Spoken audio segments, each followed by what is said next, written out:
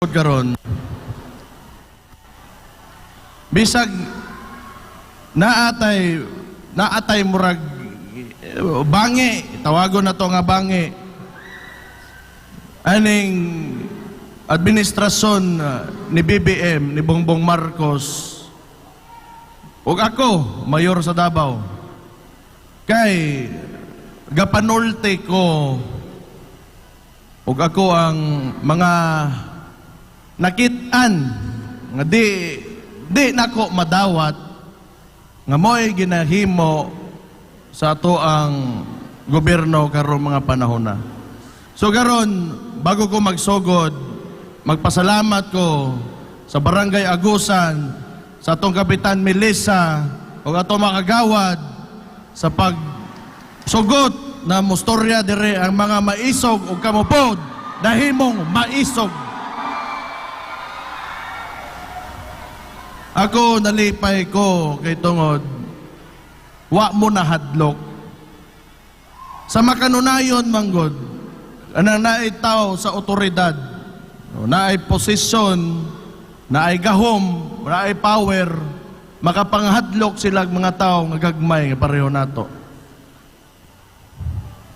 Pero believe ko ninyo ni amoron para aron kami ako nga mayor sa Davao, makaistorya po ko ninyo, makadungog yun mo personal, dari atubangan ninyo, kung unsay ginahimo, unsay dagan sa storya, gikan sa sinugdanan pa lang yun. Maura to. At dogo dari, giaway ko sa kuuyab, mangita kong bago. Gusto na ko taga Barangay Agusan kay Isog.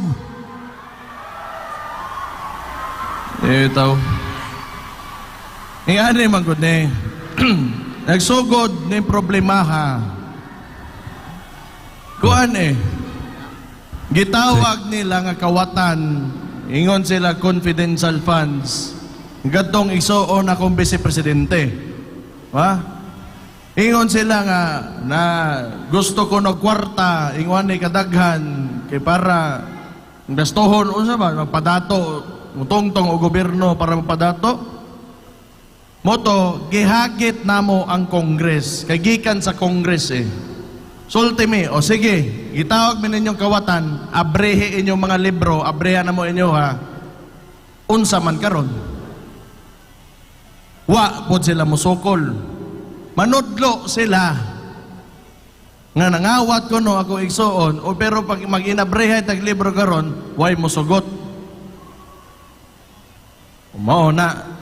So nalasaw na ang kay ang nagatungtong sa Congress ang Speaker of the House kini si Martin Romualdez igagaw sa presidente nato karon na ay power to manipulate or imaniubrahon ang unsay buhaton sa Congress.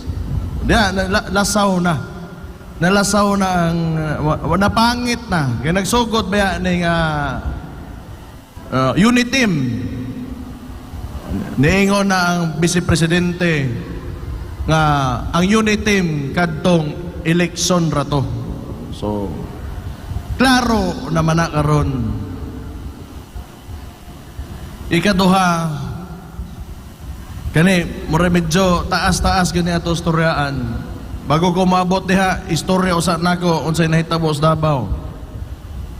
Karon, nagpadagan silang People's Initiative, kono, coming from Congress. Nga magpapirma sila og tao, mga tao dito sa Davao. Paminaw nako, naapot na hitabo na sa inyo dere. Papirmaho nila mga tao.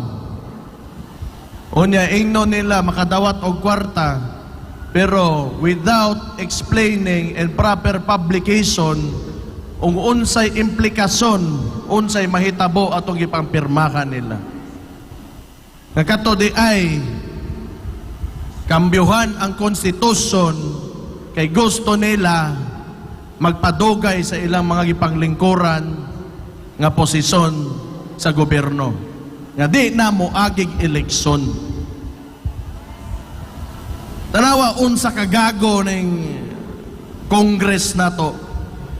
Ika na manggod diha, pero di tama na maunsa ni.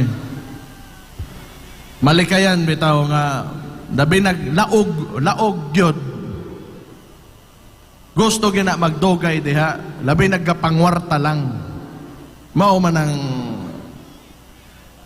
amo alang kining maisog ang ginapangayo transparency and accountability. Kundi ta moagi gyud og mga methods na na-establish na nagikan sa itong konstitusyon pareha ng right to suffrage, which is ang elections na ginatawag nato, unsay mahitabo sa ato ang lugar. Di wag yun, kung kinsa tong nakatungtong karon magdugay, o sila nalay magbuot-buot, hanto dito na lang yun ta. Unya, bisag unsa ka, wa na'y ayo, wa na mo ganahi, di na mo agig eleksyon, okay, ragmaayo. Pero, ang atong ginapangayo dari gusto na tong patas ba? Patas. Naman po'y gusto nga managan po. Nga na po'y kaugalingong bit-bit na plataporma. Na gusto po sila nga mo'y dumala po sa usa ka lugar. Kay gusto nila nga matuman po ang ilang mga ginapangandoy o mga kaayuhan para sa lugar. So wala ingon na nalabi nag-ilaro ni Montao. Magpapirma ka diha, ilaro nimo nga makadawat lang kwarta kay wala lang kadto di ay kambyuhan ng konstitusyon. Ingon ana diha pa lang sugod pa lang mo na bikin lang yun ni. Mo na bungkuan gyud di mo sugod. Mo na kami mga taga Davao nagkahiusa mi adto mi dito sa San Pedro. Unya, gipakita namo na may demonstration nga against me aning pamaagi nila of changing the Constitution through maliciously nga mapapirma sila mga tao na di nila ingnon kung unsay tinuod nga rason ini. Diha ta nagka-problema. Hantod sa daghan na kay sila pagawas na po na sila